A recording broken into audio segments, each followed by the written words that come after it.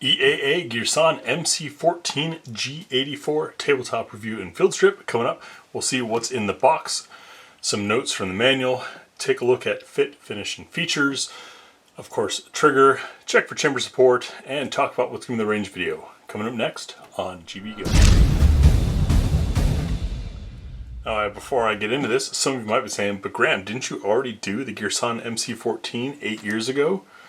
Why, yes. Yes, I did. Thanks for asking.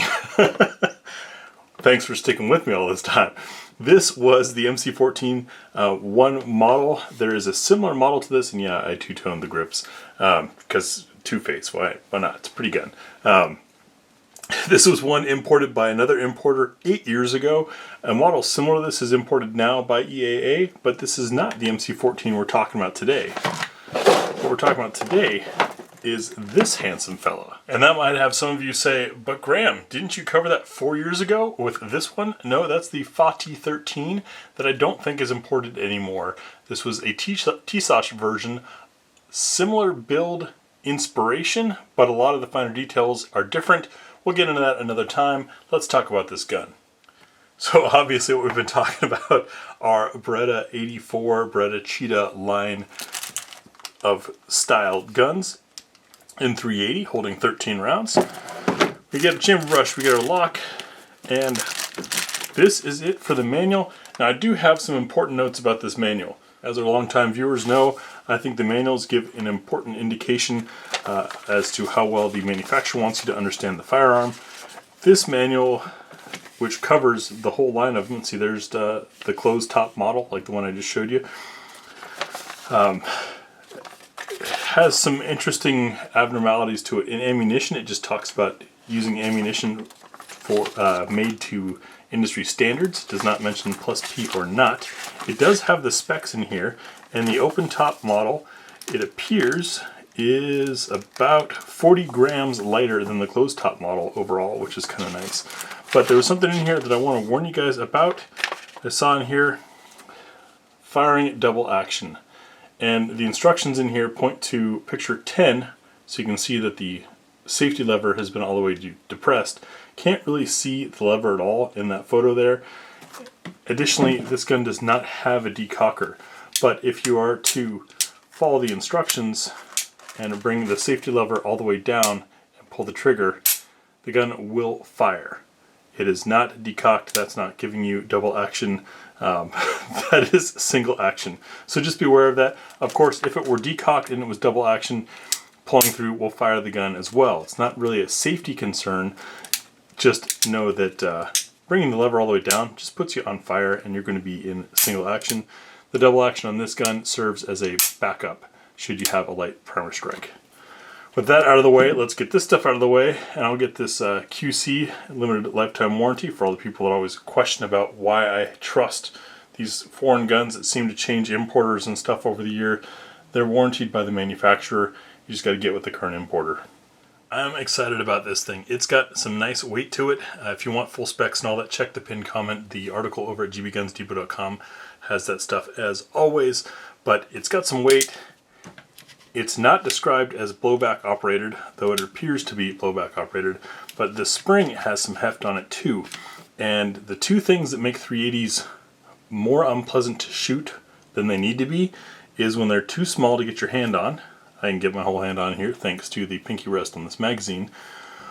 Or when there's not enough mass to help soak things up on that blowback operation, which, as I said, the manual says it's not. I believe it is. I don't see any locking mechanism there. The barrel does move, but doesn't move far with the slide, so I think it's just a direct blowback. But very handsomely done. The cuts, design, overall shape are slightly different from the T-Sash. I don't know if this is more true to the Beretta that it is styled after or not, because I don't have one of those. I'm sure one of you guys will know and be able to point things out and make comments as the video goes on. Tia has one that she sought out because she loved the one we reviewed 4 years ago so much. Hers was a Browning Beretta combination type gun that turned out to be not quite what she wanted, but was handsome nonetheless. So getting on with our standard tabletop, we'll lock the slide of the rear and check for magazine ejection or release. we definitely have ejection. Slide is back, it's upside down, and it's still kicking that thing. Love that. Metal on metal contact, of course, makes the magazines pop out easier. And if you're curious, you can see, let's believe that's an ECMAG's emblem. But, does it say? It says made in Italy. The magazines from the other MC14s and the TSASH all fit in these. So don't worry about getting magazines. And I believe Bread 84 magazines work. They should. But with that out of the way, I'm going to go straight to Trigger Talk because I always forget and have to include that later on.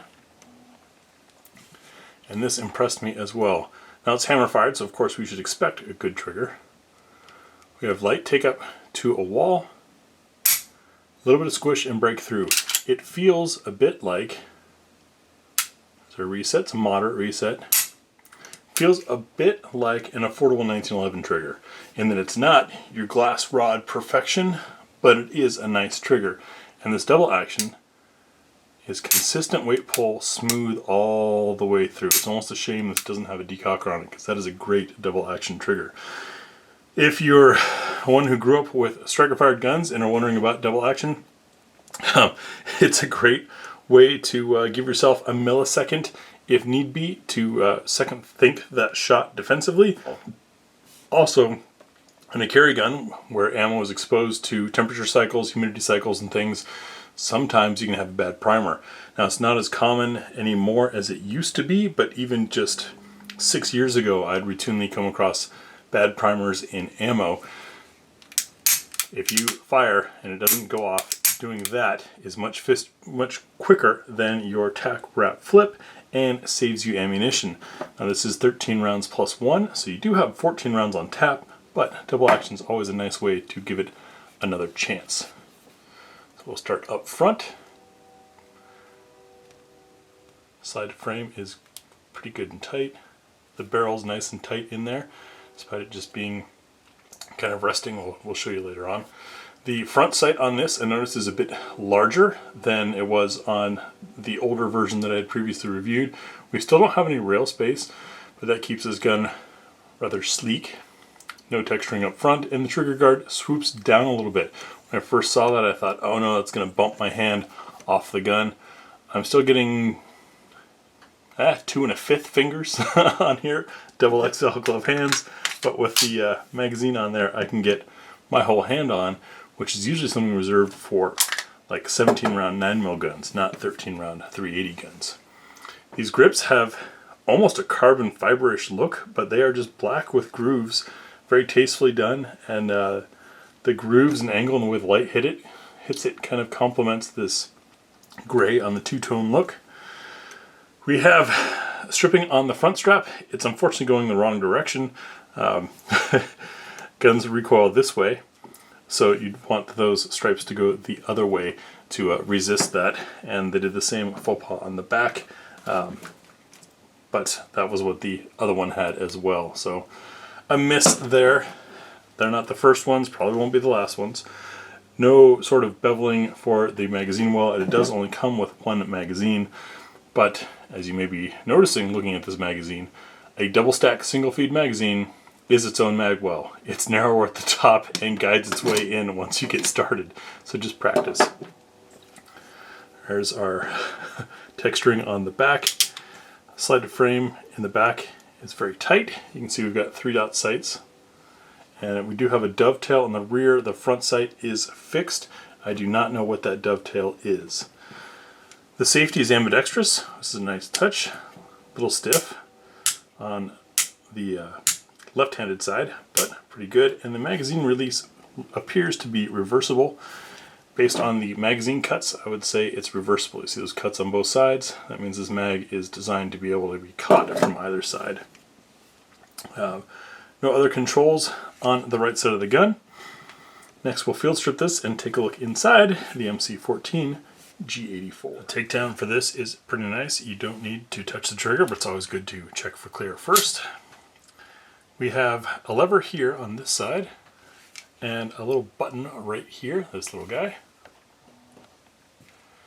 When you push on that button, it extends out over here. Move that lever down and your slide comes right off. That's all there is to it. Gives us a look at our frame. I kind of like that this came with a little bit of lube on it, not just your shipping lube, but actual lube on the rails. And then to disassemble our slide, we're going to put some pressure on the spring to remove it. Uncaptured spring on a steel rod, like that it's a steel rod. Uncaptured spring is nice because you can change it or replace it if need be. Then we're going to just move our barrel forward a little bit to tilt it and pull it out. If you look inside the slide, you can see we do have a trigger safety. That's a little round thing is there. And otherwise nice and cleanly done. A little bit of broad chamfering there on the throat of the gun. Probably also serves a little bit as the throat of the barrel, so serves a little bit as a feed ramp. I'll grab some 380 ammo and we'll check for chamber fitment. Now with the chamber fitment, what we're looking and listening for is we want to hear a nice plunk like that. We want to see if we can rotate the brass freely inside the chamber. That lets us know if there's any burrs. No issues there. And then looking to see how much the brass is supported beyond the last bend, and it is fully supported chamber, which is very nice.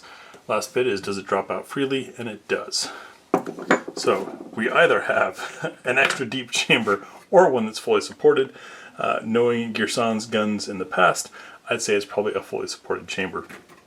They tend to make things nicely and do them smartly. Now as I reassemble this, simple inverse of the disassembly, I'll tell you about what you'll see in the shooting impressions video. The absolute first shots fired through the gun are done on camera. That's right, we learn the guns as we review them. We don't give you any highlight reels, we give you the real stuff from the beginning. Then full magazine plus one, see how the gun runs that way. It does only come with one magazine, which is a bit of a bummer. However, my other mags fit. That's a caution when you have an uncaptured spring. Then take it over to the what's for dinner table to see what the gun eats. That'll be 10 other loads beyond the range load that we're using for all of our regular stuff. You know what? The barrel wasn't seated all the way back. That's what was caused my hang up there. After what's for dinner table, we'll take it to the spinner for sights and trigger control. Might be a little tough with a short 380. We'll see what kind of energy we get. Now when you get to this point, you need to push on this again and rotate that lever back, making sure to hold everything back. Quick functions check. After the spinner, we'll have practical accuracy, 5 shots from 7 yards, before giving you the concluding thoughts. And as always, full specs, details, deeper thoughts post-shooting, and where to find one of these can be found in the pinned comment and our article over at GBGunsDepot.com.